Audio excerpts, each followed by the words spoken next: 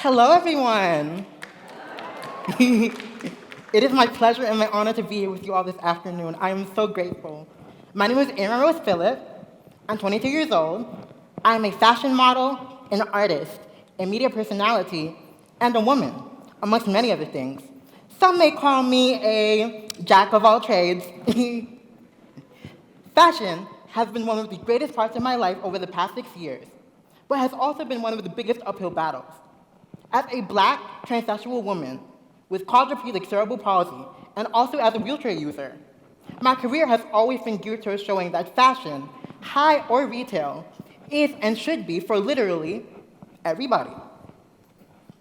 The fashion industry, though, is notoriously exclusive of many demographics of people, of those who are not wealthy, or not a celebrity, or not pale, able-bodied, or skinny. When I first started working, I was an anomaly to the industry. Arguably, in many ways today, really I still am. Some say that whatever happens from booking to booking or season to season for a model is just the nature of the game. Personally, I digress, and I think it's time to say the quiet part out loud.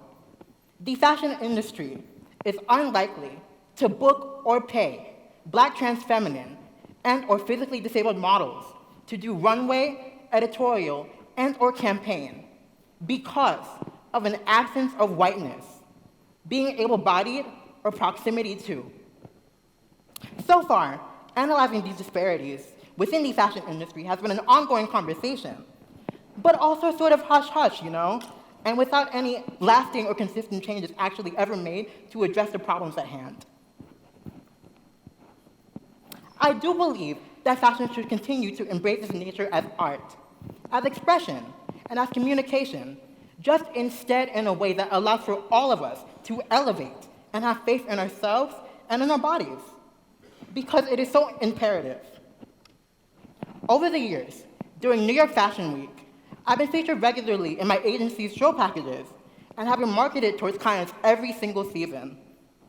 The average amount of brands that show during New York Fashion Week is anywhere from between 75 to 100 brands and designers. That's a lot of brands and designers.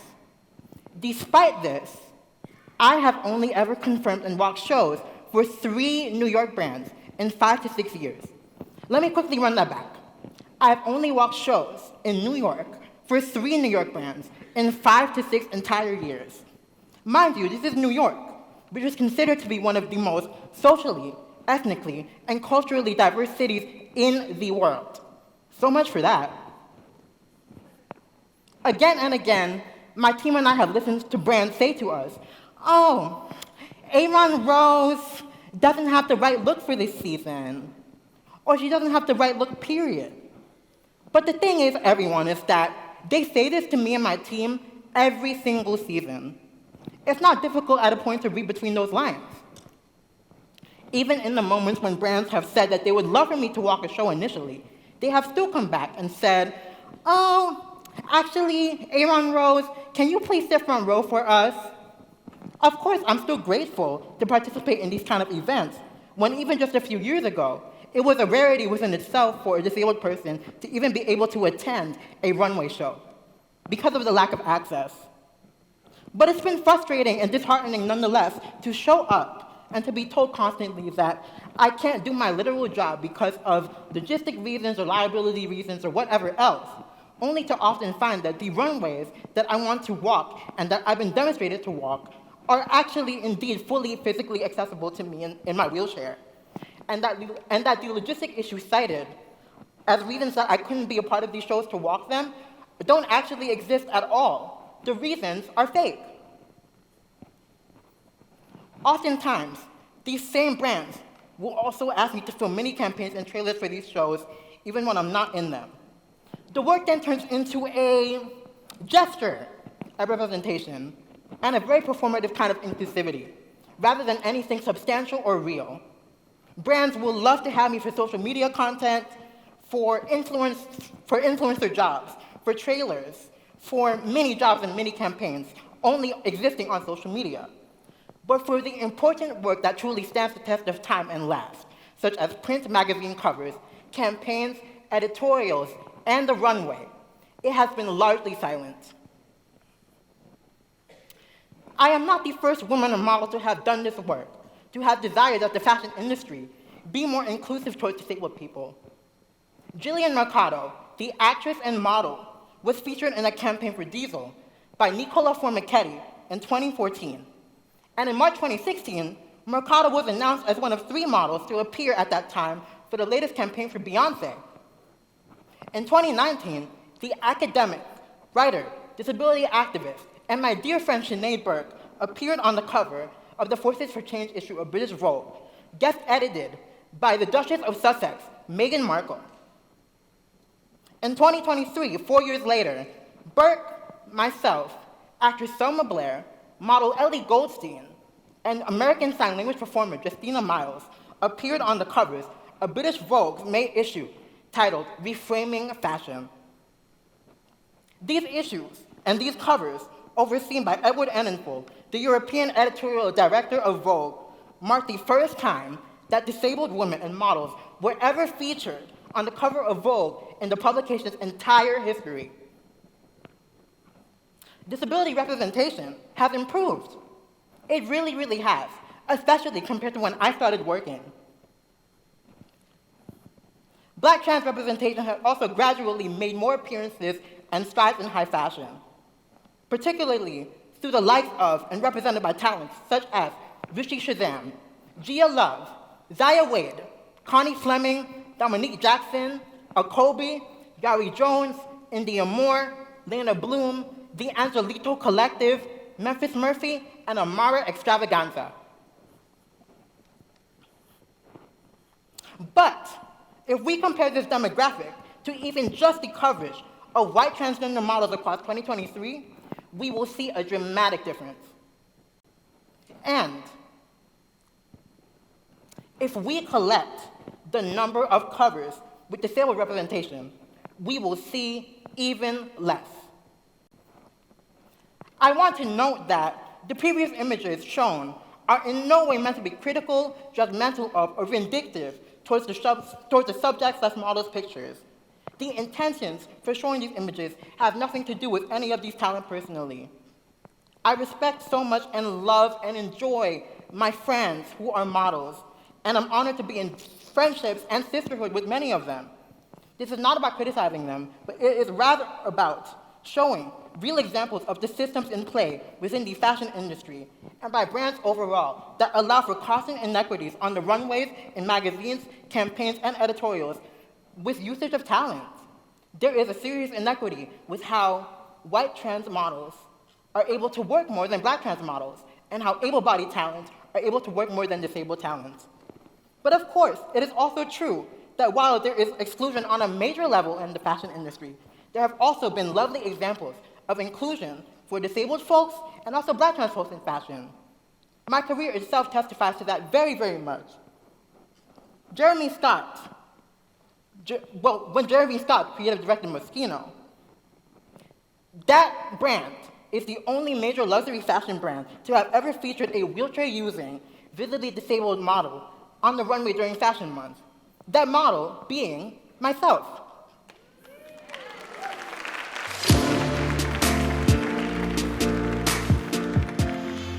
Hi, Jeremy. I love you. I'm here at the fitting.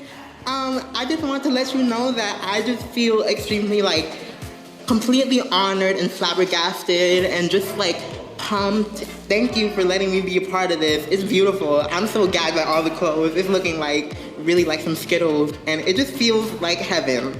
So thank you for letting me be a part of your little heaven. I love you.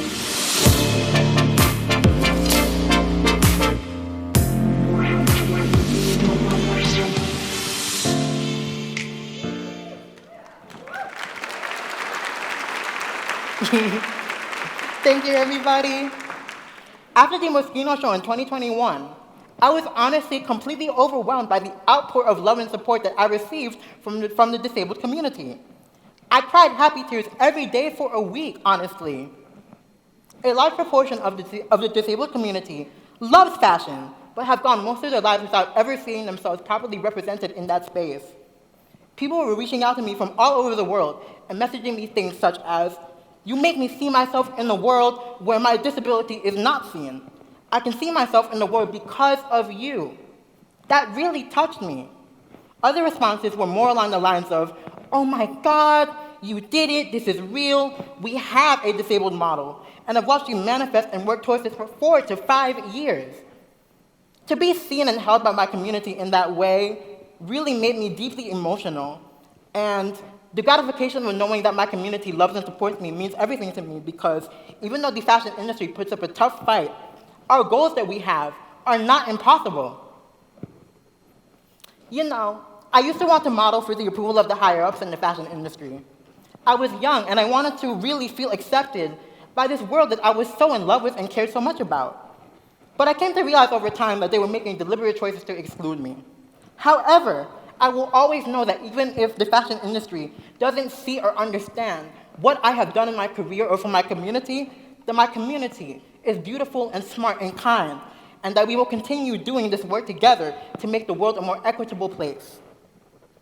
We are still able to accomplish monumental things so that our community can feel loved, seen, and respected worldwide. I feel like with the way things are now, unfortunately, I am one of a few faces of disability representation in fashion. I really hate that. I've spent a large portion of my career talking to media and interviews and press about how I don't want to be the only one working in high fashion work. I never wanted to ever be the only one. But because fashion has a reputation for being exclusive, they get to live and thrive in that narrative. They think they can get away with everything because it's an exclusive space and industry, so they can continue evading reality and instead selling fantasies. When in fact, all human life already exists in fashion. We all have bodies and ways of expressing ourselves, of presenting ourselves to this world and to each other. Earlier, I listed some of the other women in fashion in my community. There are so few of us, but we know our importance as women, as people who offer emotional and intellectual labor to this industry who has been so exclusive of us, and also to the world in general. Through this experience and through sisterhood, we are together.